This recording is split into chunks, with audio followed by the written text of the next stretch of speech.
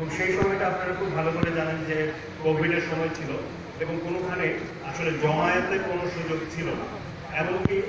এই press club প্রাঙ্গণে বাইরে তো দূরে থাক, ভেতরে যে হলরুমগুলো ছিল সেখানেও কিন্তু মানুষকে ভাড়া দেওয়া হতো না বা কোনো প্রোগ্রামের অনুমতি ছিল না। কিন্তু আমরা প্রেস ক্লাব কর্তৃপক্ষের কাছে আবারও কৃতজ্ঞতা প্রকাশ করছি যে তারা সেই সময় সাহসী সিদ্ধান্ত নিয়েছিলেন এবং 21শে মে 2021 সালে আমাদের বিশ্ব মেডিটেশন দিবসের প্রথম পালনের যে সুযোগটি সেটি তারা এখানে করে দিয়েছিলেন, এই প্রান্তরে করে দিয়েছিলেন। সেজন্য আমরা তাদেরকে কৃতজ্ঞতা জানাচ্ছি এবং জোরে একটা হাততালি দিয়ে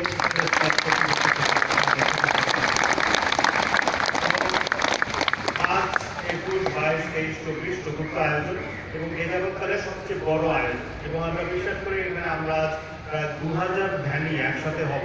এবং আমাদের জানা মতে বিশ্ব মেডিটেশন দিবস পালন করার জন্য এতজন ধ্যানী পৃথিবীর কোথাও আর কখনো একসাথে হননি।